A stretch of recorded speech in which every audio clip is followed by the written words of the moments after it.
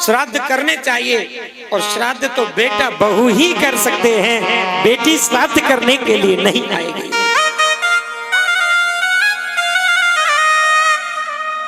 बेटा कहाँ रहता है? बोले इंग्लैंड।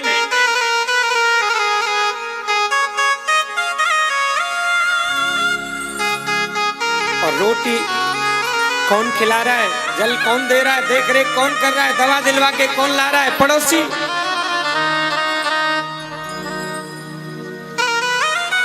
और फ्लैट देने की बात आती है तो फ्लैट बेटे के ही नाम करना है। जोर से बोलो राधे राधे। मोहल्ले वाले कहते हैं बेटे के पास क्यों नहीं चले जाते, वहीं रहो ना, यहाँ पर इतनी परेशानियां होती हैं। बोले क्या करें, बेटे के पास में समय नहीं है, सवेरे का निकलता है शाम को आता है।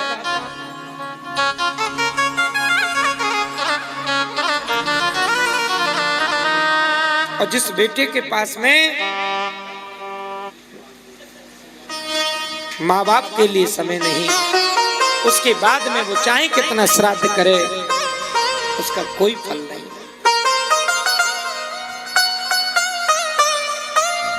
इसलिए घर में बुजुर्गों का श्राद्ध अवश्य करना चाहिए। श्राद्ध करने से घर में लक्ष्मी की वृद्धि होती है, भंडार सदा भरे रहते हैं और पितृदोष दूर होता है। श्राद्ध करने से कई लाभ होते हैं। जिसके घर में पितृदोष हो, शिव महापुराण की कथा ये कहती है कि जिस घर में पितृदोष हो वो अमावस्या से एक दिन पहले चतुर्दशी को दिन के ठीक 12 बजे पीपल के 7 पत्ते तोड़ करके लाए और उन पत्तों पर ओम नमः शिवाय लिख करके दरवाजे पर टांग दे। अमावस्या वाले दिन उन पत्तों को जो बंधनवार सजाया है उसको उतारे, एक पात्र में, एक कटोरी में कच्चा दूध भरे और उन पत्ताओं के अग्रभाग को उस दूध में डुबो दे और दूध में डुबो करके किसी पीपल के नीचे रख आए। एक अमावस्या आप ऐसा करोगे, दूसरी अमावस्या आने से पहले आपके घर में कोई ना कोई खुशी अवश्य मिल जाएगी। पितृदोष का दूर करता है ये उपाय। घर में कितना भी बड़े से बड़ा पितृदोष हो, कितना भी बड़े से बड़ा पितृदोष हो, सब दूर हो जाता है महाराज।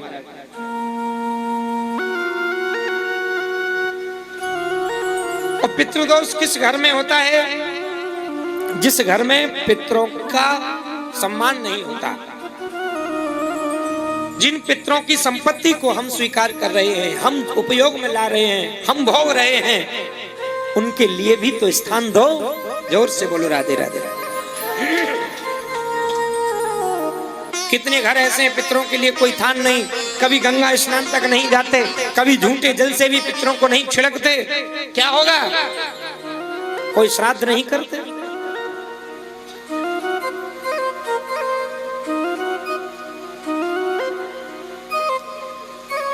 माँ बाप का श्राद्ध होता है तो बेटियां चमकनी धोती पहन करके श्राद्ध वाले दिन सवेरे ही आ जाती हैं, लेकिन उनके सास ससुर का श्राद्ध होता है तो मुंह फुला करके भगोना कर लेती हैं।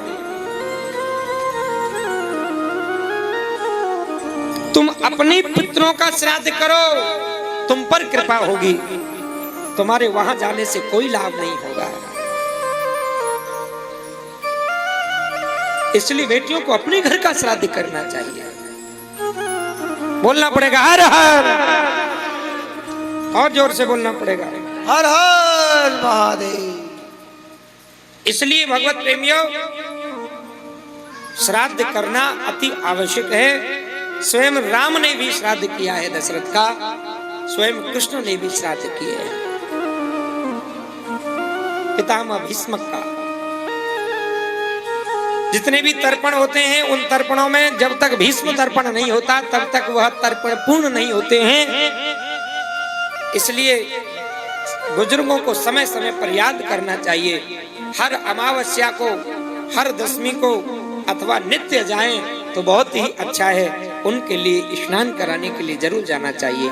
जिस घर में पितृ नाराज हो, जिस घर में बीमारी ज्यादा रहती हो, जिस घर में पितृदोष हो, उस व्यक्ति को अगर ये उपाय न कर सके तो दूसरा उपाय है।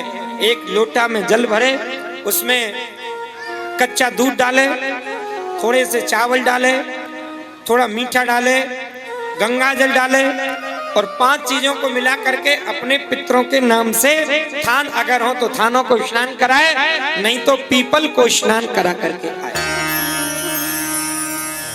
तीसरा उपाय है, जिसके घर में पितृदोष हो ऐसे व्यक्ति को एक कम यानी अपने घर में एक कोने में एक मिट्टी का घड़ा लेकर के आए और मिट्टी का घड़ा ला करके एक कोने में उसको नीचे बालू बिछावे और बालू में अच्छी तरह से उसको जमा करके उस घड़े को भर करके रख दे और उसमें जल भर दे और ऊपर से उसको ढाक दे। 24 घंटे के बाद में ठीक उसी समय उस जल को खोल करके देखे, उसमें से 1 लोटा 2 लोटा 3 लोटा जो भी कम हो जाएगा, पितृ उसमें से जल पी करके जाते हैं तो वो कम हो जाएगा, उसको फिर भर दो। जितना भी जल उसमें आए खाली नहीं करना है, उसको हिलाना नहीं है। 40 दिन तक उसको वहीं रखा रहने दो, नित्य उसमें जल भरते रहो। जब उसमें जल आना बंद हो जाएगा समझ लो आपके पितर तृप्त हो गए हैं, आपके घर का पितृदोष दूर हो जाएगा।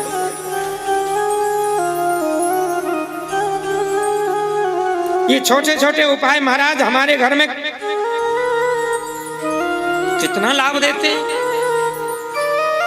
ये हम जान नहीं पाते।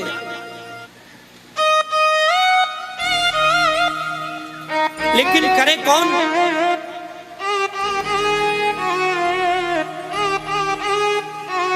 अवश्य करना चाहिए।